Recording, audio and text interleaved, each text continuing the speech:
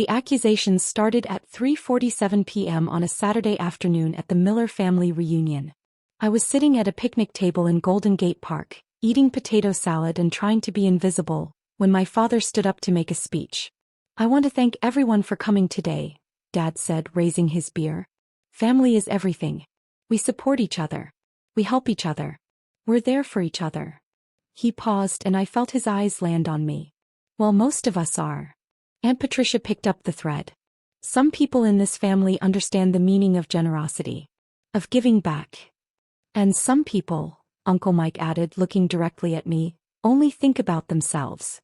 My mother stood. "I'm just going to say it. Our daughter Natalie has never helped anyone in this family. Not once. She's selfish through and through." 43 relatives turned to stare at me. "When your cousin Jenny needed help with rent, where was Natalie?" Mom continued. "When Uncle Mike's business needed a loan, where was Natalie? When your grandmother needed someone to help with her medical bills, where was Natalie?" "Nowhere," Dad finished. "Because Natalie doesn't care about family. She only cares about herself." I set down my potato salad. Said nothing. "A complete disappointment," Mom added, her voice breaking dramatically. "We raised her better than this. I could have defended myself. Could have explained. Could have told them the truth about where my money had actually been going. Instead, I pulled out my phone and texted my private investigator. Me, David, where are you? David, 5 minutes out. The FBI agents are with me. Me, perfect timing." I set my phone down and smiled slightly. My cousin Sarah leaned over. "Natalie, are you okay?" "I'm perfect." "They're being really harsh. They're being honest about how they feel. I appreciate honesty. But you're not selfish. You helped me with." "Sarah," I said quietly. "Watch what happens next." For minutes later, a man in a suit walked into the park reunion area. Behind him, 3 FBI agents in windbreakers that said, "FBI," in large yellow letters. The reunion went quiet. David Martinez, the private investigator I'd hired 3 months ago, walked directly to my table. "Ms. Miller." "That's me. I'm David Martinez, private investigator." We spoke on the phone. "I have the final report on the financial fraud investigation you commissioned." Every head turned. "Fraud?" Dad said. "What fraud?" David opened his briefcase. "Ms. Miller hired me 3 months ago to investigate irregularities in her credit report. What I found was extensive identity theft and financial fraud." He pulled out a thick folder. "Over the past 7 years, someone has opened 23 credit cards in Ms. Miller's name. Total fraudulent charges, $267,000. The FBI agent stepped forward. One of them, a woman in her 40s, held up a badge. "I'm Special Agent Carol Rodriguez, FBI Financial Crimes Division. We've been working with Mr. Martinez on this case. Ms. Miller, we have warrants to execute today." Mom's face went pale. "Warrants? For what?" Agent Rodriguez looked at her notes. "For the arrest of Jenny Miller, Patricia Miller and Michael Miller on charges of identity theft, credit card fraud and wire fraud." The park went completely silent. My cousin Jenny stood up. "That's ridiculous." "I didn't." "Jenny Miller," Agent Rodriguez continued, "you opened 11 credit cards using your cousin Natalie Miller's identity between 2019 and 2024. Total charges, $89,000. The cards were delivered to your address. You made charges at stores near your residence. Your digital footprint is extensive." Jenny's face crumbled. "Natalie, I can explain." "Aunt Patricia," the agent continued, "you opened 7 credit cards in Natalie Miller's name between 2020 and 2024. Total charges, $112,000. You used these cards to finance your son's wedding, your kitchen renovation and a trip to Europe." Aunt Patricia grabbed the table. "I was going to pay it back." "Uncle Mike, 5 credit cards, $66,000 in charges. Primarily business expenses for your failed restaurant venture." Uncle Mike was shaking. "Natalie, you have so much money. I didn't think you'd miss it." I finally spoke. "I don't have so much money. I'm a high school teacher.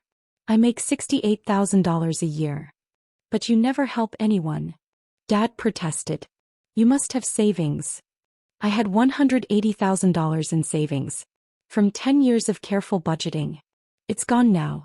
Because I've been paying minimum payments on $267,000 worth of credit cards I didn't open, trying to avoid bankruptcy while I figured out who was committing fraud against me. David handed me a document. The investigation took 3 months. Credit card applications traced back to 3 addresses. Security footage from stores showed the card holders. Bank records showed the money flow. He turned to face my family. For 7 years, 3 members of this family systematically destroyed Natalie Miller's financial life, while calling her selfish for not giving them money. Agent Rodriguez stepped forward with handcuffs. Jennifer Miller, you're under arrest. No. Jenny screamed. Natalie, please. We're family. Patricia Miller, you're under arrest. Aunt Patricia started crying. I needed that money. My son deserved a nice wedding.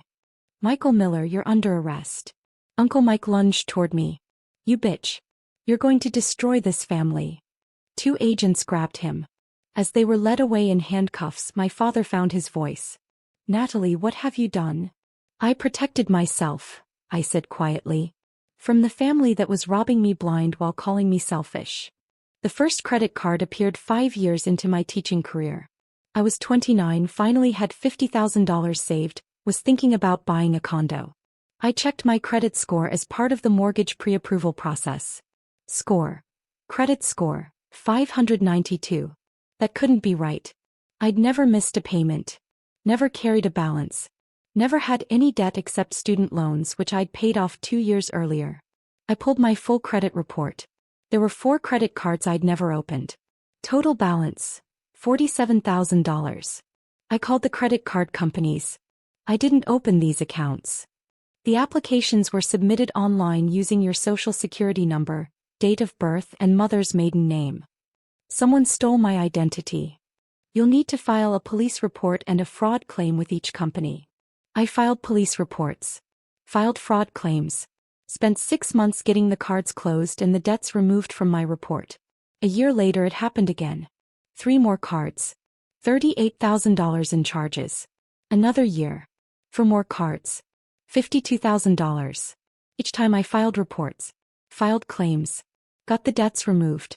But it took months. My credit score tanked. I couldn't buy a condo.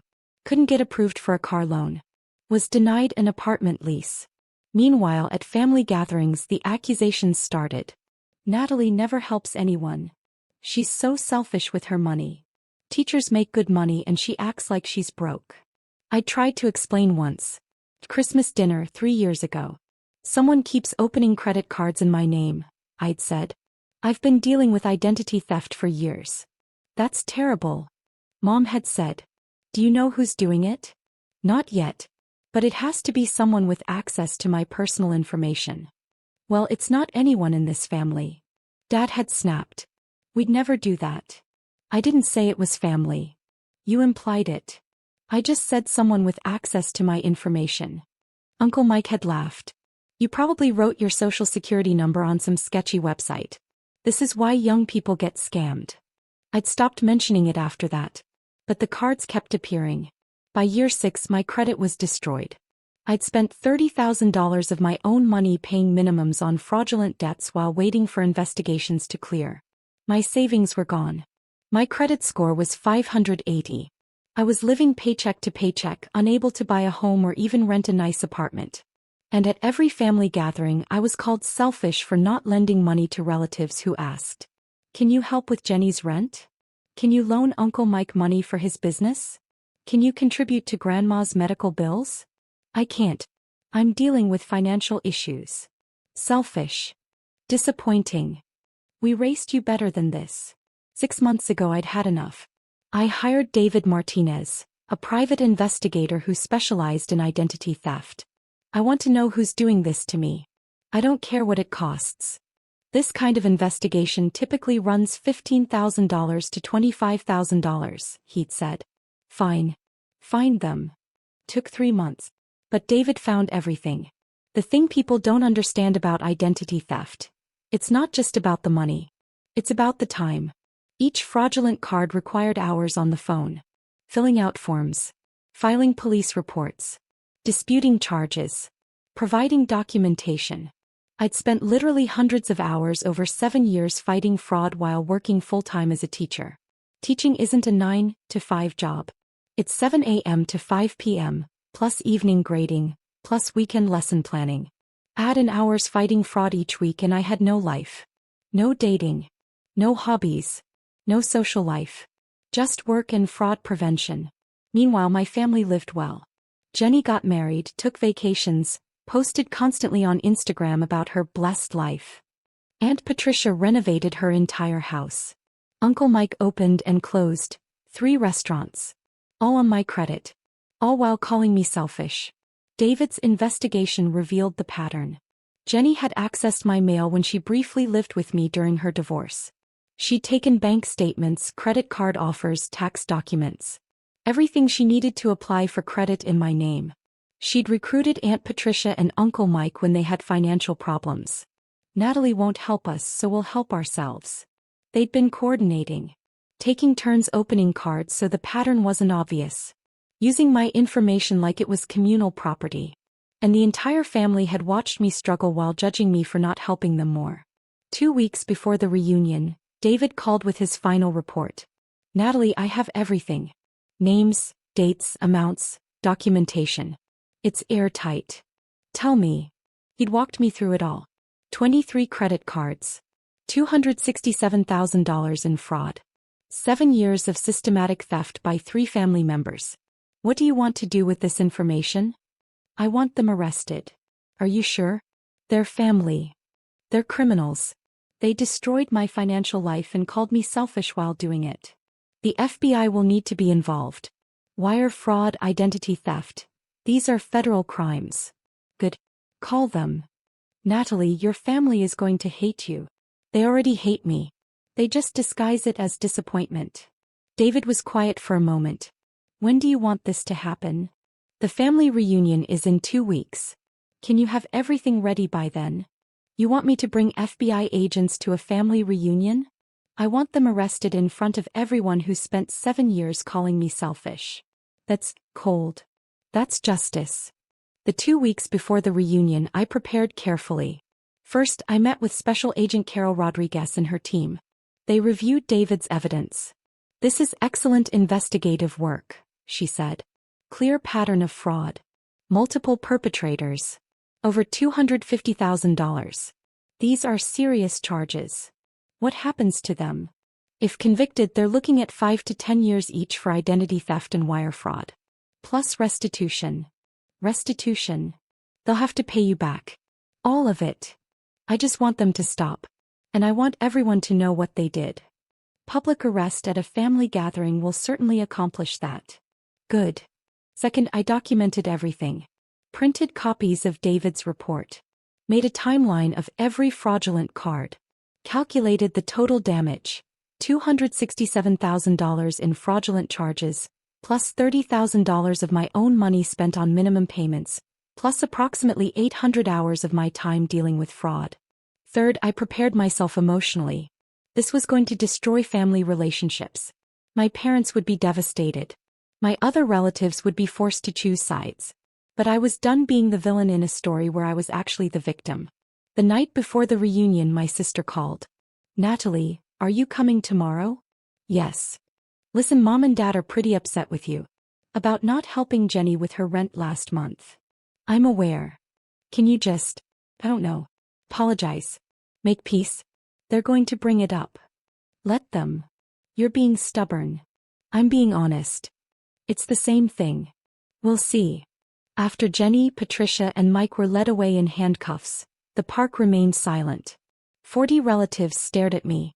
Some in shock. Some in anger. Some in what might have been shame. David Martinez cleared his throat. For those interested, I have copies of the investigative report here. It documents 7 years of systematic financial fraud by 3 family members against Natalie Miller. My father found his voice. You had your own family members arrested? I had 3 criminals arrested. They happen to be related to me. They're your cousin, your aunt, your uncle. They opened 23 credit cards in my name. They stole $267,000. They destroyed my credit for 7 years. While you all called me selfish. Mom was crying. How could you do this? How could I report crimes? How could I protect myself? How could I stop letting family members rob me while the rest of you judged me for not giving them more money? We didn't know. Dad protested. You didn't ask. I told you years ago I was dealing with identity theft. You dismissed it. Aunt Susan, Patricia's sister, stepped forward. Natalie, there has to be another way. They're going to prison. They committed federal crimes. Can't you drop the charges? Please. No. Why not? Because for 7 years I've been paying for Jenny's lifestyle, Patricia's home renovation and Mike's failed businesses. While working 60-hour weeks as a teacher. While being told I'm selfish for not helping more. I'm done. My cousin Tom, Jenny's brother, was furious. You're destroying this family. Your sister destroyed my financial life. I'm just holding her accountable. She has kids. What are they supposed to do while she's in prison? What was I supposed to do while she was committing fraud? While maxing out credit cards in my name? While ruining my credit so I couldn't buy a home or even rent a decent apartment? You don't have kids. She does. That's not a justification for federal crimes, Tom. David stepped in. Fime. The evidence shows Ms. Jenny Miller opened her first fraudulent credit card in Natalie's name 2 months before her wedding. She used it to pay for her honeymoon. She then continued opening cards to fund her lifestyle while knowing it was destroying her cousin's credit. Patricia Miller renovated her kitchen using fraudulent credit. Took a European vacation. Paid for her son's wedding. All while Natalie worked a second job tutoring to pay minimums on debts she didn't create. Michael Miller opened 5 cards in 18 months to fund restaurant ventures that failed. When they failed, he abandoned the debt that was attached to Natalie's name, destroying her credit score to 580. He looked around the reunion. These weren't mistakes. This was calculated, systematic fraud over 7 years by 3 people who had access to family information. My mother was shaking her head. I don't believe this. There has to be an explanation. There is an explanation, I said. They're thieves. And you all enabled them by calling me selfish when I couldn't give them money, because they'd already stolen everything I had. Grandma Rose spoke up. She was 92 and sharp as ever. Natalie, did you ever ask them for help? No. Why not? Because I was ashamed. Because I thought I'd failed somehow. Because every time I mentioned the identity theft, someone in this family told me it was my fault for being careless. I'm sorry, Grandma said quietly. I'm sorry we didn't listen. Thank you. Agent Rodriguez stepped forward. Ms. Miller, do you have anything else to add? Just one thing. I stood up and addressed the reunion. For 7 years you've all watched me struggle. You've judged me for not helping relatives financially. You've called me selfish, disappointing, cold. Not once did anyone ask if I was okay, if I needed help, if something was wrong. You just assumed I was the problem. Now you know the truth. The problem was never me. The problem was 3 criminals who stole from family and a family that chose not to see it. I picked up my bag. I'm leaving now. David has copies of the report if anyone wants to understand what actually happened. The FBI will be in touch if they need statements from witnesses. Natalie, wait. My sister grabbed my arm. Where will you go? Home. To my apartment that I could barely afford because my credit was destroyed. To start rebuilding my life now that the fraud has stopped. What about the family? What about them? They chose to believe I was selfish rather than investigate why I was struggling. That's on them. I walked toward the park exit. Behind me I heard arguing, crying, confusion. I kept walking. The first call came 20 minutes later. Natalie, we need to talk about this. There's nothing to talk about. You can't just destroy this family. I didn't destroy it. Jenny, Patricia and Mike did. I just exposed it. Can't you drop the charges? No. Why not? Because they committed federal crimes. Because they stole $267,000. Because they destroyed 7 years of my life. Because they need to face consequences. They're family. Family doesn't commit identity theft, Dad. Criminals do. He hung up. Mom called next. Natalie, please. Patricia is my sister. She made a mistake. 23 credit cards over 7 years isn't a mistake. It's a pattern. She was desperate. So was I. But I didn't commit crimes. How can you be so cold? How can you defend someone who stole from your daughter? She hung up. The text started pouring in. Cousin Tom, you're dead to this family. Aunt Susan, I hope you're happy ruining lives. Uncle Dave, we always knew you were selfish. Now we know you're vindictive too. But there were other messages too. My sister Melissa, I'm sorry I didn't believe you. About the identity theft. I should have listened. Cousin Sarah, thank you for being brave. What they did was wrong. Grandma Rose, come visit me tomorrow. We should talk. That night I sat in my apartment and cried. Not from regret, from relief. For 7 years I'd been drowning.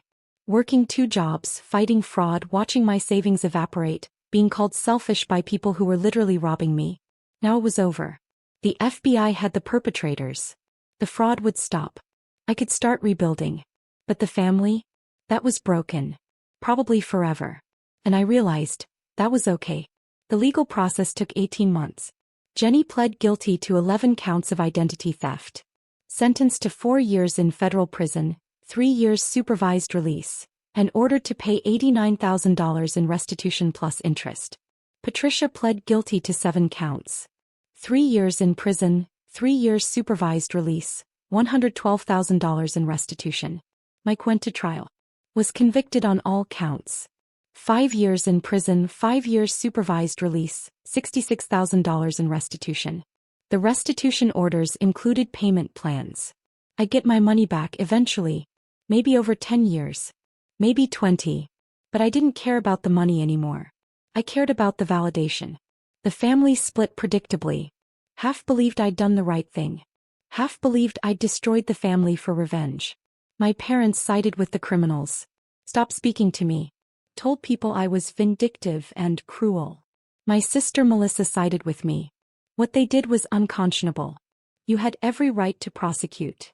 Grandma Rose called it the reckoning the family needed. I changed my phone number. Moved to a new apartment. Started the slow process of rebuilding my credit. 6 months after the arrests, the San Francisco Chronicle ran a story. Local teacher exposes $267,000 identity theft by family members. The article detailed everything. The 7 years of fraud. The family accusations. The reunion arrests. It went viral. The reporter asked, "Do you have any regrets?"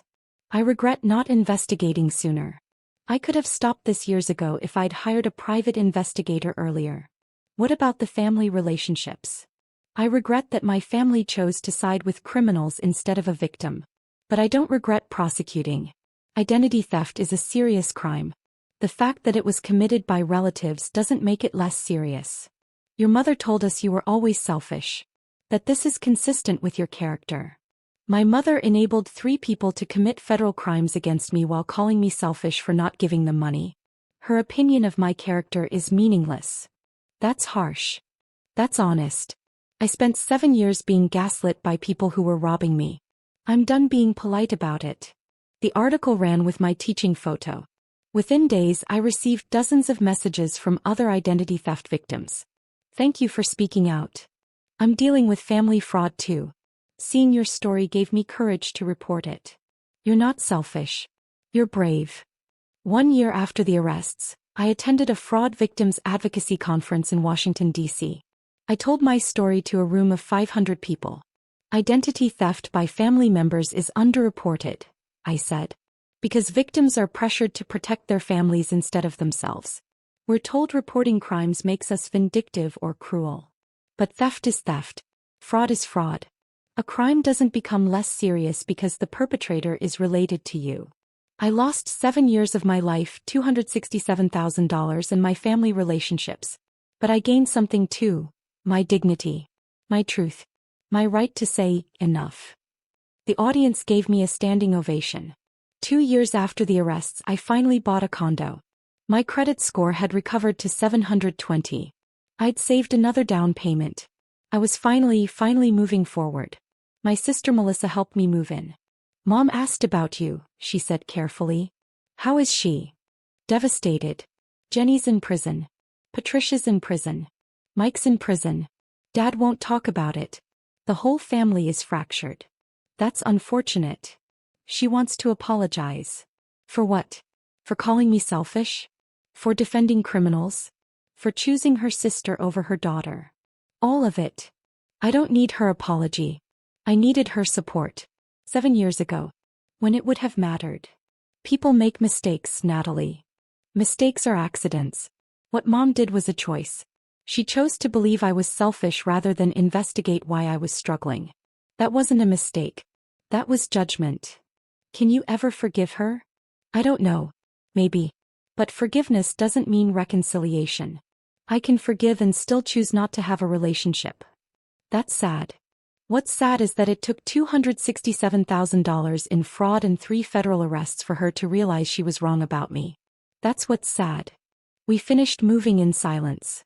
That night in my new condo, I sat on my couch and felt something I hadn't felt in 7 years. Peace. Not because I had my money back, I didn't, not really. Restitution payments were trickling in at $200 a month.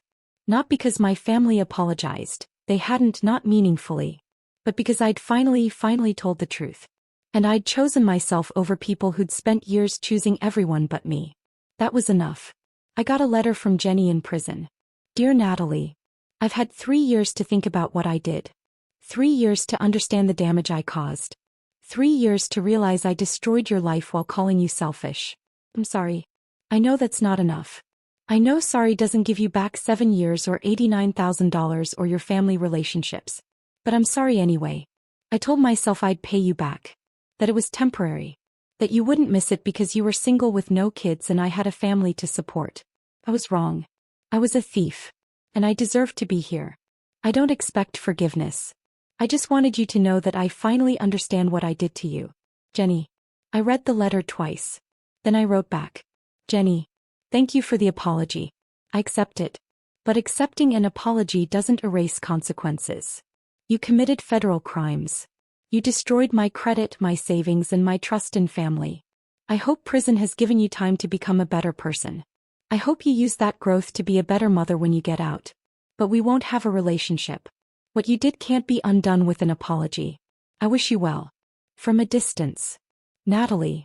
I mailed it and moved on. Because forgiveness isn't reconciliation. You can forgive someone and still choose not to let them back into your life.